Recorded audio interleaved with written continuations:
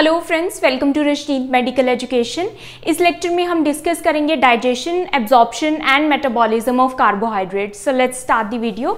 सो carbohydrates की classification मैंने already explain कर रखी है प्रीवियस लेक्चर में, आप वो चेकआउट कर सकते हैं फॉर बेटर अंडरस्टैंडिंग। सो इसमें हम डाइजेशन पढ़ेंगे, then absorption and then metabolism step by step. सबसे पहले डाइजेशन ऑफ कार्बोहाइड्रेट्स। तो देखो, डाइजेशन का मतलब क्या होता है कि कोई भी जो कॉम्प्लेक्स चीज़ हम ले रहे हैं, कोई भी जो हम फूड खाते हैं वो किस फॉर्म में खाते हैं, कॉम्प्लेक्स चीज़ें जो भी उसमें होती हैं वो सिंपल में ब्रेक डाउन होती हैं। सो सिंपल में इसलिए ब्रेक डाउन होती है ताकि वो ब्लड स्ट्रीम में या फिर ब्लड में इजीली एब्जॉर्ब हो सके। सो डाइजेशन सिंपली क्या है, कॉम्प्लेक्स चीज़ों का सिंपल मॉलिक्यूल्स में ब्रेक डाउन होना ही डाइजेशन है। तो कार्बोहाइड्रेट्स की अगर हम बात करें तो कार्बोहाइड्रेट्स क्या है, अगर कॉम्प्लेक्स फॉर्म में है, कॉम्प्लेक्स शुगर्स हैं, तो उसको हम सिंपल शुगर्स में ब्रेक डाउन पहले हमारी बॉडी करती है, जिसको डाइजेशन ऑफ कार्बोहाइड्रेट्स बोलते हैं। तो डाइजेशन क्या है, digestion is a process by which complex carbohydrates कौन से हैं, अगर आपने क्लासिफिकेशन पढ़ी है तो पॉलीसेकेराइड्स हो गए, उसके बाद ओलिगोसेकेराइड्स आते हैं, देन डाइसेकेराइड आते हैं, एंड सबसे सिंपल कौन से होते हैं, मोनोसेकेराइड होते हैं। तो जैसे कि पॉलीसेकेराइड है, ओलिगोसेकेराइड्स है या फिर डाइसेकेराइड्स है, उनको किसमें ब्रेक किया जाता है, broken down into simple molecules में ब्रेक डाउन किया जाता है डाइजेशन में। और ये सिंपल मॉलिक्यूल्स क्या है, मोनोसेकेराइड्स। सो कॉम्प्लेक्स पॉलीसेकेराइड से मोनोसेकेराइड या फिर डाइसेकेराइड से मोनोसेकेराइड या फिर ओलिगोसेकेराइड से मोनोसेकेराइड में, सो लास्ट में जो मोनोसेकेराइड में कन्वर्ट हो जाएगी कार्बोहाइड्रेट्स, उसको हम क्या बोलेंगे, डाइजेशन। और ये मोनोसेकेराइड क्या है, ये ब्लड में एब्जॉर्ब हो सकती है क्योंकि ये सबसे सिंपल फॉर्म है that can be easily absorbed and utilized by the body। अब ये मोनोसेकेराइड ब्लड में एब्जॉर्ब होगी और सेल्स इसको एनर्जी की तरह यूज कर सकेंगे और एनर्जी प्रोड्यूस कर सकेंगे। नाउ एब्जॉर्प्शन क्या होता है, एब्जॉर्प्शन का सिंपली मतलब है सब्सटेंसेस का ब्लड में एब्जॉर्ब होना।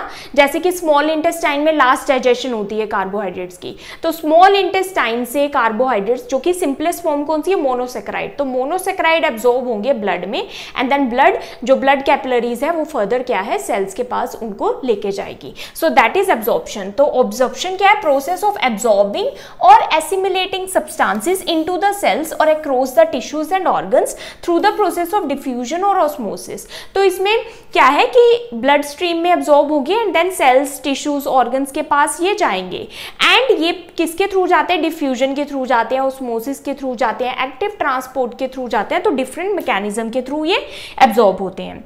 नाउ मेटाबॉलिज्म क्या होता है, सो मेटाबॉलिज्म क्या है, मेटाबॉलिज्म का सिंपल सा मतलब है कि ये जो मोनोसेकेराइड एब्जॉर्ब हुए हैं, अब ये मोनोसेकेराइड कौन से होते हैं, ग्लूकोज, गैलेक्टोज एंड फ्रक्टोज, ये तीनों मोनोसेकेराइड हैं, लेकिन फ्रक्टोज और गैलेक्टोज भी ग्लूकोज में ही कन्वर्ट होता है। तो लास्ट में आप ये समझ लीजिए कि ग्लूकोज का सेल्स के अंदर ब्रेक डाउन होना टू प्रोड्यूस एनर्जी, एनर्जी को प्रोड्यूस करने के लिए, एनर्जी को रिलीज करने के लिए जो ग्लूकोज है, फ्रक्टोज एंड गैलेक्टोज भी ग्लूकोज में ही कन्वर्ट होते हैं। तो लास्ट में सेल्स जिस फॉर्म में एनर्जी को यूज करता है वो ग्लूकोज से करता है। तो ग्लूकोज का सेल्स में ब्रेक डाउन होना एनर्जी की प्रोडक्शन के लिए, एनर्जी के रिलीज करने के लिए, उसको क्या कहते हैं, मेटाबॉलिज्म। तो मेटाबॉलिज्म का सिंपल सा क्या मतलब हो गया कि एनर्जी जो लास्ट में मिलती है वो प्रोड्यूस होना, वो रिलीज होना, वो क्या है, मेटाबॉलिज्म है, क्योंकि सेल्स को क्या चाहिए, एनर्जी चाहिए।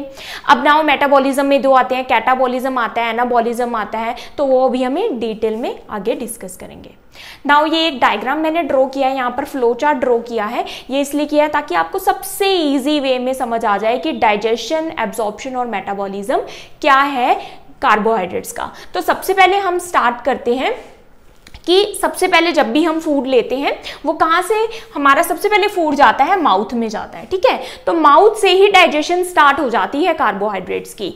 ना माउथ में जब हम फूड लेते हैं तो वो किस फॉर्म में जाता है, जैसे कार्बोहाइड्रेट्स हम ले रहे हैं तो वो किस फॉर्म में जाता है, स्टार्च की फॉर्म में जाता है, शुगर्स की फॉर्म में जाता है। तो स्टार्च हो सकता है जैसे कि व्हीट में होता है, राइस में होता है, और भी कई वेजिटेबल्स हैं जिनमें, फ्रूट्स हैं जिसमें शुगर्स होती हैं, तो शुगर्स हो गए, स्टार्च हो गए, ये सभी क्या है, ये कार्बोहाइड्रेट्स की फॉर्म है। नाउ ये जो स्टार्च है ये क्या है, पॉलीसेकेराइड की फॉर्म है, पॉलीसेकेराइड्स होते हैं स्टार्च।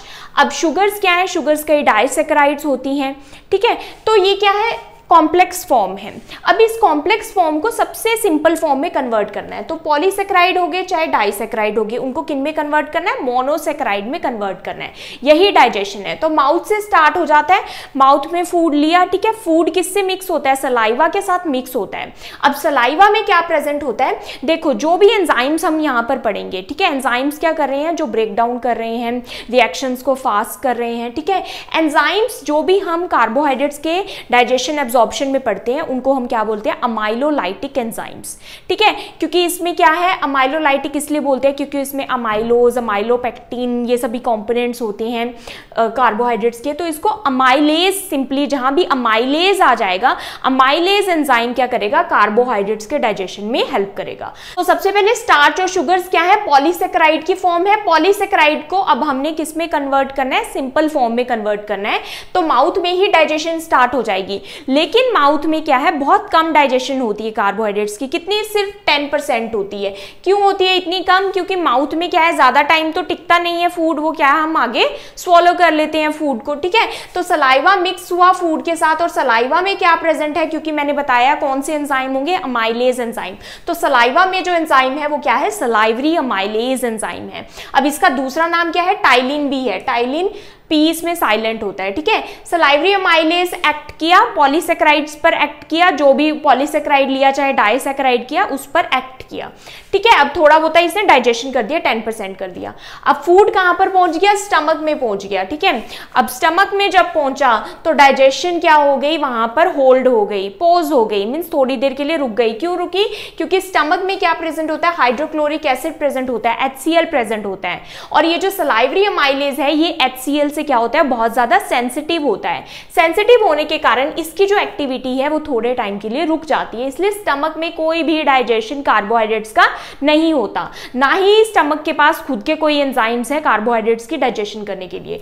तो कार्बोहाइड्रेट्स का डाइजेशन कहां पर हुआ? माउथ में हुआ, थोड़ा सा स्टमक में नहीं होता। उसके बाद कहां पर होता है? स्मॉल इंटेस्टाइन में फूड आ गया। तो सबसे ज्यादा जो डाइजेशन होता है कार्बोहाइड्रेट्स का 90% वो कहां पर होता है? स्मॉल इंटेस्टाइन में होता है। तो कहां पर होता है कार्बोहाइड्रेट्स का डाइजेशन? माउथ में होता है, जहां पे सलाइवरी अमाइलेज करता है, एंड देन स्मॉल इंटेस्टाइन में होता है, स्टमक में नहीं होता। अब स्मॉल इंटेस्टाइन में दो जगह से सिक्रीशंस आएंगी।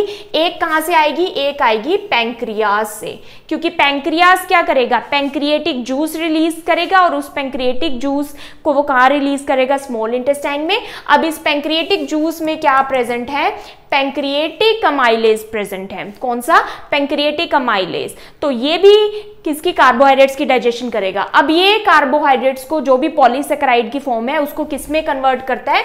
डाइसेक्राइड में कन्वर्ट करता है, ठीक है। तो पैंक्रियाज में पैंक्रिएटिक अमाइलेज प्रेजेंट होता है, सलाइवा में सलाइवरी अमाइलेज। अब डाइसेक्राइड में पॉलीसेक्राइड कन्वर्ट हो गई, किसकी वजह से? एक तो सलाइवरी अमाइलेज की वजह से, कुछ तो इसने डाइजेशन किया था, और एक पैंक्रियाज में जो पैंक्रिएटिक अमाइलेज था उसकी वजह से, ठीक है। अब पैंक्रिएटिक अमाइलेज ने डाइसेक्राइड में कन्वर्ट कर दिया। डाइसेक्राइड को और ज्यादा तोड़ना है, किसमें? मोनोसेक्राइड में तोड़ना है। अब ये डाइसेक्राइड की सबसे पहले क्लासिफिकेशन देखो, फॉर्म देखो क्या होती है। ये जो स्टार्च है ये माल्टोज में कन्वर्ट होता है, डाइसेक्राइड में, डाइसेक्राइड फॉर्म है। और क्या होते हैं? सुक्रोज डाइसेक्राइड होते हैं, लैक्टोज डाइसेक्राइड होते हैं। अब इनको किन में कन्वर्ट करना है? मोनोसेक्राइड में कन्वर्ट करना है। तो स्मॉल इंटेस्टाइन में ही ब्रश बॉर्डर सेल्स होते हैं। ब्रश बॉर्डर मतलब जो स्मॉल इंटेस्टाइन की लाइनिंग है वहां पर माइक्रोविलाई प्रेजेंट होते हैं, जिसमें ब्रश बॉर्डर एंजाइम्स प्रेजेंट होते हैं। तो यहां पर क्या प्रेजेंट है?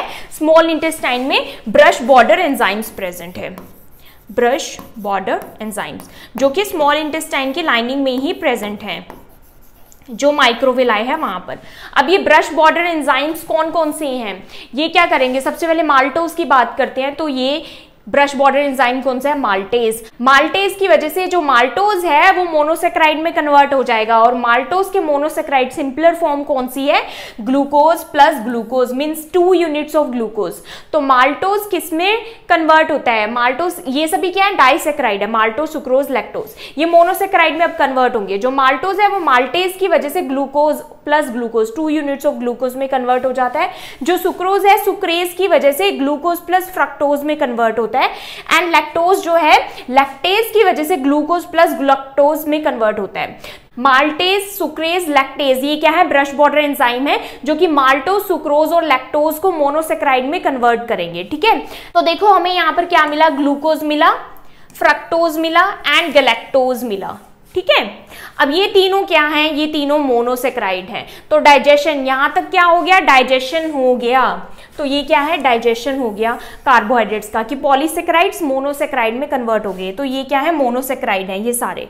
तो अगर आपने क्लासिफिकेशन वाला लेक्चर देखा है तो आपको और इजीली समझ आ जाएगा कि ये मैं किन के नाम ले रही हूँ, ये क्या है, ये कैसे क्लासिफिकेशन है। ठीक है, अब देखो जो ग्लूकोज है, मैंने आपको बताया था कि जो हमारी बॉडी है वो ग्लूकोज की फॉर्म में एनर्जी लेती है, आप ऐसा कह सकते हैं, या फिर ग्लूकोज से ही एनर्जी ऑब्टेन करती है। तो अभी ये मोनोसेक्राइड एब्जॉर्ब होने के लिए तैयार है ब्लड में, तो ये ब्लड स्ट्रीम में एब्जॉर्ब हो जाएंगे डायरेक्टली मोनोसेक्राइड। ठीक है, लेकिन क्या है कि क्योंकि फ्रक्टोज और गैलेक्टोज तो ग्लूकोज नहीं है, तो ग्लूकोज तो डायरेक्टली सेल्स के पास जा सकता है एनर्जी के लिए, लेकिन फ्रक्टोज एंड गैलेक्टोज को भी ग्लूकोज में कन्वर्ट करना होगा। अब ये ग्लूकोज में कैसे कन्वर्ट होंगे? तो देखो एब्जॉर्ब तो तीनों ही हो जाएंगे ब्लड स्ट्रीम में, लेकिन फ्रक्टोज एंड गैलेक्टोज का देन आगे पाथवे है जिससे वो ग्लूकोज में कन्वर्ट होते हैं। Fructose and galactose portal vein के थ्रू कहाँ जाते हैं? लीवर के पास जाते हैं। अब ये लीवर के पास कुछ एंजाइम्स हैं, उन एंजाइम्स का नाम है फ्रक्टोकाइनेज, गैलेक्टोकाइनेज। ठीक है, ये फ्रक्टोकाइनेज क्या करता है? फ्रक्टोज को ग्लूकोज में कन्वर्ट करता है, एंड गैलेक्टोकाइनेज गैलेक्टोज को ग्लूकोज में कन्वर्ट करता है। ठीक है, अब ये ग्लूकोज बन गए, अब हमारे पास सारे क्या आ गए? ग्लूकोज आ गए। तो यहां तक क्या था? डाइजेशन था मोनोसेक्राइड तक। अब ये यहां तक क्या हुआ? एब्जॉर्प्शन हुआ। ठीक है, ये सारा क्या हो गया? एब्जॉर्प्शन हो गया, ब्लड स्ट्रीम में हो गया, लीवर के पास ग्लूकोज एंड गैलेक्टोज चले गए और वो भी ग्लूकोज में कन्वर्ट हो गए। अब लीवर क्या है? जो ग्लूकोज है उसको तो सेल के पास भेज देगा। ठीक है, ब्लड स्ट्रीम में ग्लूकोज होता है, सेल्स उसको यूज कर लेते हैं। अब जो एक्सेस ग्लूकोज होता है वो क्या होता है? स्टोर हो जाता है ग्लाइकोजन की फॉर्म में, जो लीवर में स्टोर हो जाता है या फिर मसल सेल्स में स्टोर होता है। तो फॉर सेल यूटिलाइजेशन ग्लूकोज किसके लिए यूज होता है? सेल्स की यूटिलाइजेशन के लिए, ताकि सेल्स उसको यूज कर ले और एनर्जी प्रोड्यूस करें। ठीक है, जिसको हम क्या बोलते हैं? Cellular respiration. और दूसरा चीज क्या होता है? ग्लाइकोजेनेसिस। ग्लाइकोजेनेसिस क्या है? जो एक्सेस ग्लूकोज है उसको स्टोर करना in the form of glycogen. तो उसका ग्लाइकोजन का फॉर्मेशन क्या कहलाता है? ग्लाइकोजेनेसिस। तो हमें पता है कि ग्लूकोज किस फॉर्म में स्टोर होता है? ग्लाइकोजन की फॉर्म में स्टोर होता है।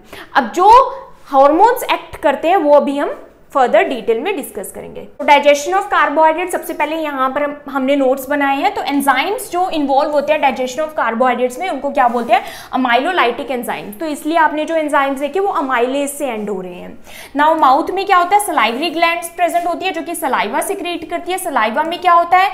सलाइवरी अमाइलेज होता है जिसको टाइलिन भी बोलते हैं, which starts breaking down starches, जो कि स्टार्च को ब्रेक डाउन करना स्टार्ट कर देता है, जैसे कि अमाइलोज और अमाइलोपेक्टिन को डाइजेस्ट करना स्टार्ट कर देता है। तो ये क्या है? कॉम्प्लेक्स कार्बोहाइड्रेट्स है और इनको सिंपल शुगर में कन्वर्ट कर देता है, जैसे कि माल्टोज, जैसे कि स्टार्च माल्टोज में कन्वर्ट होगी। इसी तरह से ओलिगोसेक्राइड्स भी ब्रेक डाउन होते हैं माल्टोट्रायोज में, रेफिनोज में, स्टेकियोज में। तो सारी जो कॉम्प्लेक्स शुगर्स हैं वो सिंपल में ही ब्रेक डाउन होंगी। नाउ स्टमक में क्या होता है? डाइजेशन थोड़ी देर के लिए पॉज हो जाता है due to acidic environment. Acidic environment के कारण, क्योंकि स्टमक में HCl प्रेजेंट है जो कि इनएक्टिवेट कर देता है सलाइवरी अमाइलेज को। स्मॉल इंटेस्टाइन में क्या होता है? सबसे पहले पैंक्रियाज से पैंक्रिएटिक अमाइलेज एक्ट करता है।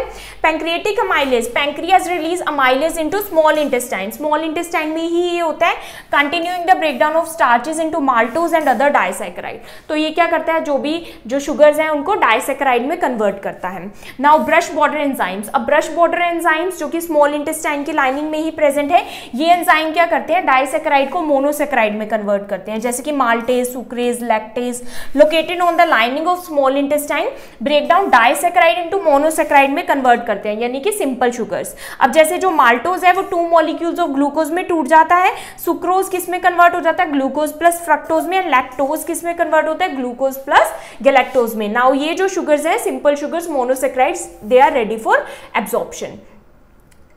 अब एब्जॉर्प्शन की बात करें तो मोनोसेक्राइड्स जो भी होते हैं जैसे कि ग्लूकोज, फ्रक्टोज एंड गैलेक्टोज, ये क्या है, मोनोसेक्राइड है, GFG, ये क्या है, एब्जॉर्ब हो जाते हैं through the small intestinal wall into the blood stream via GLUT2। GLUT2 क्या है, GLUT2, that is glucose transporters. Glucose transporter 2 ये क्या करता है, ग्लूकोज, फ्रक्टोज एंड गैलेक्टोज को जो ब्लड स्ट्रीम में, ब्लड में एब्जॉर्ब होने में हेल्प करता है। लेकिन अब जो ग्लूकोज एंड गैलेक्टोज हैं वो एक्टिव ट्रांसपोर्ट के थ्रू एब्जॉर्ब होते हैं और using sodium glucose transport protein SGLT1। तो सोडियम ग्लूकोज ट्रांसपोर्ट प्रोटीन जिसमें सोडियम और ग्लूकोज दोनों ट्रांसपोर्ट होते हैं वो ग्लूकोज एंड गैलेक्टोज को ट्रांसपोर्ट करवाते हैं। लेकिन जो फ्रक्टोज है वो एब्जॉर्ब होता है फैसिलिटेटेड डिफ्यूजन के थ्रू और GLUT5 के थ्रू, GLUT5 ट्रांसपोर्टर। अभी मैं आपको डायग्राम से इजीली समझा दूंगी। नाउ देन ये कहा जाते हैं transported to liver, blood stream में एब्जॉर्ब होके देन हमने देखा था कि ये लीवर से पोर्टल वेन के थ्रू लीवर में जाते हैं। वहां पर क्या होते हैं कि लीवर क्या करता है, फ्रक्टोज एंड गैलेक्टोज को ग्लूकोज में कन्वर्ट करता है with the help of enzyme fructokinase and galactokinase. उसके बाद क्या होता है, सेल्यूलर यूटिलाइजेशन, मतलब कि जो ग्लूकोज है वो सेल्स यूज कर लेते हैं उसको फॉर एनर्जी प्रोडक्शन, जिसको हम क्या बोलते हैं, सेल्यूलर रेस्पिरेशन। और जो एक्सेस ग्लूकोज होता है वो ग्लाइकोजन की फॉर्म में स्टोर हो जाता है लीवर एंड मसल सेल्स में। और जब भी सपोज ग्लूकोज की कमी है, हम नहीं ले रहे बाहर से, तो यही जो ग्लाइकोजन है ये दोबारा से ग्लूकोज में कन्वर्ट हो जाता है for the production of energy, ताकि सेल्स को एनर्जी मिलती रहे। अब देखो यहाँ पर एब्जॉर्प्शन कैसे हो रहा है, तो ये क्या है, ये है हमारी स्मॉल इंटेस्टाइन, यहाँ से यहाँ तक। अब ये क्या है, इसकी लाइनिंग है जहाँ पर ब्रश बॉर्डर, ये जो ब्रश बॉर्डर माइक्रोविलाई प्रेजेंट है, यहाँ पर ब्रश बॉर्डर सेल्स प्रेजेंट है, ठीक है। अब जो स्मॉल इंटेस्टाइन के सेल हैं उनको हम क्या बोलते हैं, एंटीरोसाइट्स बोलते हैं। तो देखो सबसे पहले ये क्या है, ल्यूमन है स्मॉल इंटेस्टाइन का। ल्यूमन मीन्स जो इंटीरियर, जो इनसाइड स्मॉल इंटेस्टाइन के ब्रेक डाउन हुआ है सिंपल शुगर्स में, that is fructose, glucose and galactose में, ठीक है। तो ये क्या है, मोनोसेक्राइड है। अब ये ल्यूमन से सेल्स के थ्रू, क्योंकि इनको गुजरना किससे पड़ेगा, जो स्मॉल इंटेस्टाइन की जो लाइनिंग है वहां पर क्या प्रेजेंट है, सेल्स प्रेजेंट है, और उन सेल्स को हम क्या बोलते हैं, एंटीरोसाइट। अब उस सेल से निकलेंगे तभी तो ब्लड स्ट्रीम में, ब्लड वेसल में एब्जॉर्ब होंगे, ठीक है। तो सबसे पहले स्मॉल इंटेस्टाइन का ल्यूमन देखते हैं, फिर हम एंटीरोसाइट सेल्स से कैसे ये बाहर निकलते हैं, ठीक है, एंड देन ये ब्लड स्ट्रीम में कैसे एंटर होते हैं। तो यहाँ पर ब्लड कैपिलरी है। तो सबसे पहले हम ग्लूकोज की बात करते हैं। ग्लूकोज जो ल्यूमन ऑफ इंटेस्टाइन है उससे एंटीरोसाइट्स के पास कैसे जाता है, ट्रांसपोर्ट कैसे होता है, तो ये है SGLT1, sodium glucose transport protein. So sodium glucose transport protein के थ्रू ये क्या करता है, सोडियम प्लस ग्लूकोज, सोडियम और ग्लूकोज दोनों को ट्रांसपोर्ट करवाता है, ठीक है, एंटीरोसाइट्स में, मींस जो सेल्स हैं इंटेस्टाइन के। अब ये सेल्स के पास एंटर हो गया SGLT1 के थ्रू, और ये कौन सा ट्रांसपोर्ट है, एक्टिव ट्रांसपोर्ट है, ठीक है। अब सेल्स से ब्लड कैपिलरीज में एब्जॉर्ब होना है तो वो किसके थ्रू होता है, GLUT2 के through, means glucose transporter 2 proteins. तो ये क्या है, SGLT1 protein and GLUT2 protein. अब गैलेक्टोज जो है वो सेम प्रोसेस से ही होता है जैसे ग्लूकोज होता है, तो ये भी एक्टिव ट्रांसपोर्ट के through SGLT1 that is sodium glucose transporter के थ्रू एंटीरोसाइट्स के पास, एंड देन एंटीरोसाइट से ब्लड कैपिलरी में एब्जॉर्ब हो जाएगा सेम ग्लूकोज ट्रांसपोर्टर के थ्रू। नाउ लेकिन जो फ्रक्टोज है उसका थोड़ा सा डिफरेंट है, वो SGLT1 से नहीं होता जबकि GLUT5 से होता है, दैट इज ग्लूकोज ट्रांसपोर्टर 5 के थ्रू वो एंटीरोसाइट्स में एब्जॉर्ब होता है पहले, एंड देन एंटीरोसाइट से देन वो GLUT2 के थ्रू ही, मीन सेम पाथवे के थ्रू ब्लड कैपिलरी में देन एब्जॉर्ब हो जाता है। तो ये क्या है, एब्जॉर्प्शन ऑफ कार्बोहाइड्रेट्स। अब कार्बोहाइड्रेट्स क्या हो गए, एब्जॉर्ब हो गए। अब उसके बाद इनका क्या होगा, मेटाबॉलिज्म होगा, ठीक है। क्योंकि अब क्या है, जैसे लीवर के पास जाएंगे, लीवर को भी फ्रक्टोज और गैलेक्टोज को भी किस में कन्वर्ट कर देगा, ग्लूकोज में कन्वर्ट कर देगा। अब ग्लूकोज का क्या होना है, उससे एनर्जी प्रोड्यूस होनी है, दैट इज मेटाबॉलिज्म। तो मेटाबॉलिज्म क्या है, is the set of chemical reaction in living organism that convert food into energy. तो फूड को एनर्जी में कन्वर्ट करना, दैट इज मेटाबॉलिज्म, जिसमें बहुत सारी केमिकल रिएक्शंस इन्वॉल्व होती हैं। And building blocks for growth. अब ये जो एनर्जी है, ये बिल्डिंग ब्लॉक मींस ग्रोथ, जो हमारे सेल्स हैं उनके ग्रोथ के लिए यूज यूज होती है। एलिमिनेट वेस्ट प्रोडक्ट्स, ठीक है, इन सभी चीजों के लिए मीन्स जो सेल्यूलर रेस्पिरेशन सेल्स की जो एक्टिविटीज है उसके लिए यूज होती है। This ensures that cells have a constant supply of energy and necessary components for growth and repair.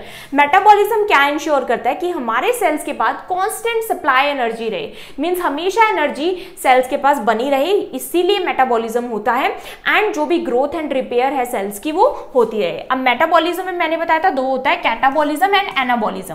देखो कैटाबॉलिज्म का आप याद रख सकते हैं, कैटा सी फॉर कैटा एंड कट, कट मतलब ब्रेक डाउन करना, ठीक है, तोड़ना। तो कैटाबॉलिज्म क्या होता है, प्रोसेस ऑफ ब्रेकिंग डाउन। इसमें हम क्या करते हैं, ब्रेक डाउन करते हैं लार्जर मॉलिक्यूल को सिंपलर मॉलिक्यूल में टू प्रोड्यूस एनर्जी, एनर्जी को प्रोड्यूस करने के लिए, ठीक है। तो ये क्या है, कैटाबॉलिज्म है। तो कैटाबॉलिज्म क्या हुआ, कट करना मतलब ब्रेक डाउन करना लार्जर मॉलिक्यूल को सिंपल मॉलिक्यूल में टू प्रोड्यूस एनर्जी, एनर्जी को प्रोड्यूस करने के लिए। इसमें आता है ग्लाइकोलाइसिस।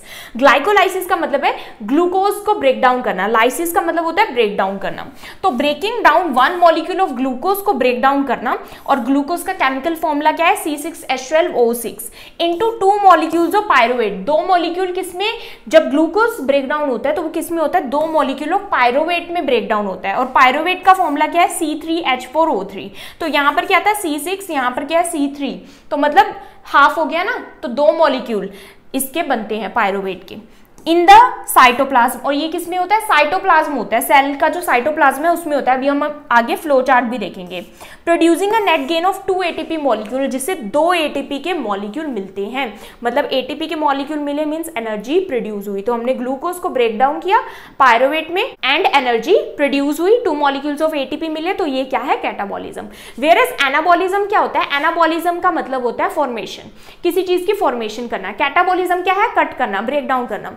तो एनाबॉलिज्म क्या है, process of building up complex molecule from simpler one. इसी का उल्टा है कि सिंपल मॉलिक्यूल से हम कॉम्प्लेक्स मॉलिक्यूल बना रहे हैं, मींस फॉर्मेशन कर रहे हैं। सिंपल मॉलिक्यूल से कॉम्प्लेक्स मॉलिक्यूल्स की फॉर्मेशन कर रहे हैं, जिसके लिए क्या लगेगी, एनर्जी लगेगी, ठीक है। अब किसी चीज की फॉर्मेशन कर रहे हैं तो एनर्जी का यूज तो होगा, तो एनर्जी लगेगी, ठीक है। इसमें क्या होगा, लास्ट में एनर्जी प्रोड्यूस होगी। हो सकता है बीच में कहीं एनर्जी भी लगे, लेकिन लास्ट में एनर्जी प्रोड्यूस होगी। इसमें क्या होगा, एनर्जी लगेगी सिर्फ। नाउ इसमें क्या आता है, ग्लूकोनियोजेनेसिस। ग्लूकोनियोजेनेसिस का मतलब होता है कि ग्लूकोज की फॉर्मेशन किसी और सब्सटेंसेस से, जैसे कि formation of glucose from non carbohydrate sources. वैसे हमें किससे ग्लूकोज मिल रहा है, कार्बोहाइड्रेट से मिल रहा है, लेकिन अगर हम नॉन कार्बोहाइड्रेट सोर्सेज जैसे कि पायरुवेट, लैक्टेट, ग्लिसरॉल और amino acid like proteins primarily in the liver, तो अगर इन प्रोडक्ट्स से हम ग्लूकोज की फॉर्मेशन कर रहे हैं तो उसको हम क्या बोलते हैं, ग्लूकोनियोजेनेसिस, जिसमें एनर्जी की रिक्वायरमेंट होती है, इसलिए इसको एनाबॉलिज्म कहते हैं। तो सबसे पहले हमने कैटाबॉलिज्म पढ़ा था, तो उसमें हमने देखा था कि ग्लाइकोलाइसिस हो रहा है। तो अभी हमने ग्लाइकोलाइसिस का एग्जांपल पढ़ा था कैटाबॉलिज्म में, जिससे एनर्जी प्रोड्यूस हो रही थी, ठीक है। वैसे ग्लाइकोलाइसिस क्या, बहुत कॉम्प्लेक्स इसमें रिएक्शंस होती हैं, लेकिन हम इसको इजी वे से समझेंगे आपको समझाने के लिए, ठीक है। तो सबसे पहले ग्लूकोज है, ठीक है। ग्लूकोज का ब्रेक डाउन होना और क्या प्रोड्यूस होना, 2 मॉलिक्यूल किसके, पायरुवेट के, और साथ में ही ATP प्रोड्यूस होनी। क्या प्रोड्यूस होनी, ATP। तो ये क्या है, ग्लाइकोलाइसिस है। ग्लाइकोलाइसिस मींस ग्लूकोज का ब्रेक डाउन करना। अब ग्लूकोज क्या है, C6H12O6, और पायरुवेट क्या है, C3H4O3, मींस इसके 2 मॉलिक्यूल निकलेंगे, C3 प्लस C3 क्या हो गया, C6 हो गया, ठीक है।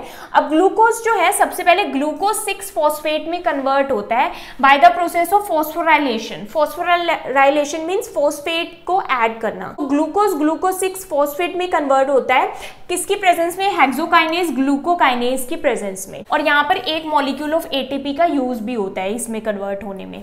नाउ देन क्या होता है, ग्लूकोज 6 फॉस्फेट फ्रक्टोज 6 फॉस्फेट में कन्वर्ट होता है फोस्फोग्लूकोज आइसोमेरेज की प्रेजेंस में, और ये fructose 6 phosphate undergoes further reaction. इसमें बहुत सारी रिएक्शंस होती हैं, और टोटली कितने स्टेप्स हैं, ये 10 स्टेप्स हैं टोटल। वो आप देख सकते हैं, गूगल पर देख सकते हैं, कहीं भी आप देख सकते हैं, टोटल 10 स्टेप्स हैं। इनको याद करने का तरीका एज सच कोई भी नहीं है, आपको इनको क्रैम ही करना होता है। लेकिन लास्ट में मेन जो बेसिक पॉइंट है वो क्या है कि ग्लूकोज किस में कन्वर्ट हो जाता है? अगर एरोबिक मतलब अगर ऑक्सीजन की प्रेजेंस है तो किस में कन्वर्ट होता है? पायरुवेट में, प्लस 2 ATP मॉलिक्यूल्स में कन्वर्ट होता है, 2 pyruvate 2 ATP molecule 2 NADH molecule, जो कि एक एनर्जी की ही फॉर्म है। तो ये हो गया एरोबिक की प्रेजेंस में, मींस ऑक्सीजन की प्रेजेंस में। और ये सभी, ये इतना यहाँ तक कहाँ किस में हो रहा है? ये साइटोप्लाज्म ऑफ सेल के साइटोप्लाज्म में ये प्रोसेस होता है ग्लाइकोलाइसिस का। अब अगर ऑक्सीजन की एब्सेंस हो, प्रेजेंस ना हो, मींस एनारोबिक कंडीशन में, एनारोबिक मतलब ऑक्सीजन की एब्सेंस में, ये किस में कन्वर्ट हो जाता है? लैक्टेट में। पायरुवेट किस में बन जाएगा? लैक्टेट में कन्वर्ट हो जाएगा। ठीक है, जैसे कि आपने इंटेंस एक्सरसाइज करते हो, बहुत ज्यादा एक्सरसाइज करते हो, तो क्या है, ऑक्सीजन की कमी हो जाती है। उस टाइम में क्या होता है? लैक्टिक एसिड प्रोड्यूस होता है, तो हम थकावट महसूस करते हैं। तो उसमें क्या होता है कि बहुत कम एनर्जी प्रोड्यूस होती है, हालांकि थोड़ी बहुत होती है लेकिन बहुत कम। लेकिन एरोबिक कंडीशन में जब ऑक्सीजन की प्रेजेंस है तो एनर्जी ज्यादा प्रोड्यूस होती है। अब अगर एरोबिक की ही कंडीशन रही, ठीक है, ऑक्सीजन की प्रेजेंस ही रही, तो ये आगे क्या किस में एंटर होता है? Enters mitochondria. ये आगे ये जो प्रोसेस है माइटोकॉन्ड्रिया में एंटर हो जाता है, जो सेल्स के अंदर ही है। पहले कहाँ तक हो रहा था? साइटोप्लाज्म में हो रहा था, अब माइटोकॉन्ड्रिया के अंदर चला गया। अब माइटोकॉन्ड्रिया तो हमें पता है पावर हाउस ऑफ सेल है। वो पावर हाउस कैसे है, एटीपी कैसे प्रोड्यूस करता है? तो देखो, जैसे ही माइटोकॉन्ड्रिया में एंटर हुआ तो क्या हुआ? एसिटाइल कोए बना। एसिटाइल कोए किस में एंटर हो जाता है? Citric acid cycle, crabs cycle में एंटर होता है सिट्रिक एसिड साइकिल। अब इसके भी फर्दर रिएक्शंस हैं, तो ये आप देख सकते हैं। लेकिन मेन जो इवेंचुअली बनेगा वो क्या बनेगा? देखो, बहुत सारी चीजें बनेगी। NADH बनेगा, NADH बनेगा, ATP बनेगा, GTP बनेगा, FADH2 बनेगा, NADH बनेगा। ये सभी क्या है? ये एनर्जी की फॉर्म है। तो बहुत सारी एनर्जी रिलीज होती है। ठीक है, तो ग्लूकोज से कैसे एनर्जी रिलीज हुई ये अभी आप देख सकते हैं। ठीक है, और जो एक्सक्रीटरी प्रोडक्ट्स भी निकलते हैं, CO2 निकलता है, H2O निकलता है, तो ये क्या है? Citric acid cycle. तो इस तरह से ग्लाइकोलाइसिस का प्रोसेस होता है। तो अभी हम ग्लाइकोलाइसिस एक बार रीड कर लेते हैं जल्दी से। ग्लाइकोलाइसिस क्या है? वंस इनसाइड द सेल, जैसे ही सेल में ग्लूकोज एंटर हुआ, साइटोप्लाज्म से ही स्टार्ट हो जाता है। तो साइटोप्लाज्म में ग्लूकोज किस में जाता है? ग्लाइकोलाइसिस में जाता है। ग्लूकोज किस में स्प्लिट हो जाता है? 2 मॉलिक्यूल पायरुवेट के टूट जाते हैं, पायरुवेट के 2 मॉलिक्यूल बनते हैं, सम ATP एंड NADH। ATP भी रिलीज होती है, NADH भी रिलीज होती है। ठीक है, glycolysis is the first step for both aerobic and anaerobic pathway. चाहे एरोबिक पाथवे है चाहे एनारोबिक, दोनों में ही ग्लाइकोलाइसिस तो होता है, मींस ग्लूकोज का ब्रेकडाउन तो होता है। तो अब अगर एरोबिक होगा तो पायरुवेट बनेगा, एनारोबिक होगा तो लैक्टेट बनेगा। So it is fundamental process in energy production for cells. ठीक है, फॉर सेल्स, अगर सेल्स में एनर्जी की प्रोडक्शन होनी है तो ग्लाइकोलाइसिस होगा। ग्लूकोज एक्टिवेशन, सबसे पहले ग्लूकोज का क्या होता है? एक्टिवेशन होता है। जैसे कि हमने पढ़ा क्या होता है? ग्लूकोज फॉस्फोराइलेटेड होता है, मींस ग्लूकोज 6 फॉस्फेट में कन्वर्ट होता है, जिसमें थोड़ी सी ATP लगती है। और एंजाइम कौन सा लगता है? हेक्सोकाइनेज एंड ग्लूकोकाइनेज लगता है। नाउ ग्लूकोज 6 फॉस्फेट कन्वर्ट होता है फ्रक्टोज 6 फॉस्फेट में, which undergoes further reaction to produce pyruvate या फिर lactate under anaerobic condition. Pyruvate produce होगा अगर एरोबिक कंडीशन है, फ्रक्टोज 6 फॉस्फेट से। अगर एनारोबिक है तो पायरुवेट किस में चल जाता है? किस में कन्वर्ट हो जाता है? लैक्टेट में कन्वर्ट हो जाता है। तो एरोबिक कंडीशन में क्या होता है? अगर ऑक्सीजन अवेलेबल है तो पायरुवेट किस में एंटर हो जाएगा? माइटोकॉन्ड्रिया में एंटर हो जाएगा, जैसे कि हमने देखा था। ठीक है, सिट्रिक एसिड साइकिल में देन एंटर हो जाएगा। सिट्रिक एसिड साइकिल, पायरुवेट किस में कन्वर्ट हो जाता है? एसिटाइल कोए में, जो कि सिट्रिक एसिड साइकिल में एंटर होता है, जहां पर बहुत सारी रिएक्शंस होती हैं और जिससे NADH, FADH2 और ATP बनती है। नाउ ऑक्सीडेटिव फॉस्फोराइलेशन क्या होता है? ये जो NADH एंड FADH2 है, ये क्या करते हैं? अपने इलेक्ट्रॉन्स को डोनेट करते हैं two electron transport chain, ETC को डोनेट करते हैं, जो कि कहां पर लोकेटेड होता है? इनर माइटोकॉन्ड्रियल मेम्ब्रेन में। मेम्ब्रेन मींस माइटोकॉन्ड्रिया की जो इनसाइड मेम्ब्रेन है उसमें लोकेटेड होता है। दिस प्रोसेस, अब ये ऐसा क्यों कर रहे हैं? ऑक्सीडेटिव फॉस्फोराइलेशन क्यों कर रहे हैं? This process generates a large amount of ATP through oxidative phosphorylation. इस प्रोसेस में बहुत सारी ATP जनरेट होती है। ठीक है, तो ये हो गया एरोबिक कंडीशन। एनारोबिक में हमने बार बार पढ़ लिया कि अगर ऑक्सीजन लिमिटेड है, जैसे कि इंटेंसिव एक्सरसाइज होगी, उस केस में क्या होता है? लैक्टेट की फॉर्मेशन होती है, ना कि पायरुवेट की। नाउ रेगुलेशन बाय हार्मोन्स, हमने पढ़ा था कि जो एक्सेस ग्लूकोज है वो किस में स्टोर हो जाता है? ग्लाइकोजन की फॉर्म में स्टोर हो जाता है। अगर बॉडी में ज़्यादा, ब्लड में ज़्यादा ग्लूकोज हो गया, अगर ब्लड में कम ग्लूकोज है तो वही जो ग्लाइकोजन है वो दोबारा से ग्लूकोज में कन्वर्ट हो सकता है। तो ब्लड ग्लूकोज मेंटेन करने के लिए दो हार्मोन इसेंशियल हैं, इंसुलिन एंड ग्लूकागन। तो इंसुलिन क्या करता है, ग्लूकोज अपटेक बाय सेल्स, इसको प्रमोट करता है कि सेल्स तुम ग्लूकोज लो, ठीक है, इंसुलिन ये प्रमोट करता है। Stimulate glycogenesis, glycogenesis means glycogen की फॉर्मेशन को स्टिमुलेट करता है in the liver and muscles when blood glucose levels are high. जब ब्लड का ग्लूकोज जो लेवल है, अगर ब्लड में ग्लूकोज हाई है, हाई मतलब ज्यादा, इतनी जरूरत नहीं है सेल्स को जितनी ग्लूकोज ब्लड में है, तो क्या होगा, लीवर और मसल्स में वो ग्लाइकोजन की फॉर्म में स्टोर हो जाएगा। अब जो ग्लूकागन हार्मोन है ये क्या करता है, ये जब ब्लड में ग्लूकोज का लेवल क्या है, लो है, when blood glucose levels are low, ये क्या करता है, ग्लाइकोजन को दोबारा ब्रेक डाउन करता है, किसमें, ग्लूकोज में। तो ये लीवर को सिग्नल देता है टू ब्रेक डाउन ग्लाइकोजन की अब ग्लाइकोजन को तोड़ा जाए, ब्रेक डाउन किया जाए, जिसको हम क्या बोलते हैं, ग्लाइकोजेनोलाइसिस। तो लाइसिस आ गया दोबारा से, तो क्या है, ब्रेक डाउन, ठीक है। जेनेसिस का मतलब है फॉर्मेशन एंड लाइसिस का मतलब है ब्रेक डाउन। तो ग्लाइकोजन ब्रेक डाउन होगा इनटू ग्लूकोज ताकि जो सेल्स हैं वो यूज कर सके उसको। अब ग्लाइकोजेनेसिस एंड ग्लाइकोजेनोलाइसिस का कैसे है प्रोसेस। सबसे पहले ग्लाइकोजेनेसिस क्या है, जेनेसिस मतलब फॉर्मेशन, ग्लाइकोजन मतलब ग्लाइकोजन की formation, where glucose molecule is converted into glycogen for storage. जब ब्लड ग्लूकोज लेवल हाई होगा तो ग्लूकोज ग्लाइकोजन में कन्वर्ट हो जाएगा। तो वो कैसे होता है, सबसे पहले ग्लूकोज अपटेक, जो सेल्स हैं वो ग्लूकोज को लेते हैं, ठीक है। उसके बाद क्या होता है, ग्लूकोकाइनेज हेक्सोकाइनेज एक्ट करते हैं, ठीक है, लीवर में। ग्लूकोज 6 फॉस्फेट किस में कन्वर्ट होता है, ग्लूकोज 1 फॉस्फेट में कन्वर्ट होता है by the enzyme phosphoglucomutase। Glucose 1 phosphate UDP glucose में कन्वर्ट होता है, मींस यूरिडिन डाइफॉस्फेट ग्लूकोज में कन्वर्ट होता है by the help of enzyme uridyl transferase. अब यूडीपी ग्लूकोज ग्लाइकोजन में कन्वर्ट हो जाता है, ठीक है, जो कि हमें लास्ट में चाहिए, स्टोरेज फॉर्म ऑफ ग्लूकोज। तो यूडीपी ग्लाइकोजन में कैसे कन्वर्ट होता है, एक तो ब्रांचिंग एंजाइम लगते हैं जो कि इसकी और फर्दर ब्रांचेस करते हैं, एंड ग्लाइकोजन सिंथेटेज मतलब जो ग्लाइकोजन की सिंथेसिस कर रहा है। अब यहाँ पर क्या है, ग्लाइकोजेनोलाइसिस मींस ग्लाइकोजन का ब्रेक डाउन करना है। So this is the process of breaking down glycogen into glucose. तो ग्लाइकोजन सबसे पहले क्या होता है, ग्लूकोज 1 फॉस्फेट में कन्वर्ट होता है। तो ये इसी का थोड़ा सा आप बोल सकते हो कि उल्टा है, इसी का ऑपोजिट है, लेकिन इसमें जो एंजाइम्स है वो डिफरेंट यूज हो रहे हैं।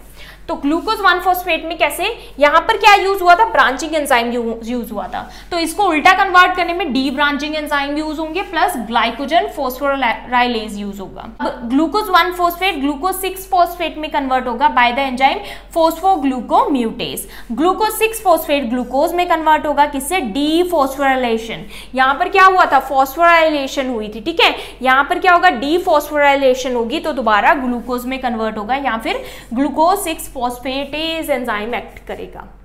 अब हमने एनाबॉलिज्म में पढ़ा था ग्लूकोनियोजेनेसिस, तो वो क्या होता है, process by which glucose is synthesized from non carbohydrate precursor. Non carbohydrate precursor से ग्लूकोज का बनना क्या है, ग्लूकोनियोजेनेसिस, जैसे कि pyruvate, lactate, glycerol and certain amino acids. तो यहाँ पर हमने डाइजेशन भी पढ़ लिया कार्बोहाइड्रेट्स का, एब्जॉर्प्शन भी पढ़ लिया, एंड देन मेटाबॉलिज्म भी हमने एक आइडिया लिया कि कैसे होता है। सो आई होप आपको ये वीडियो समझ आई हो, and if you understood this video then please like, subscribe and share to my channel. Thank you for watching.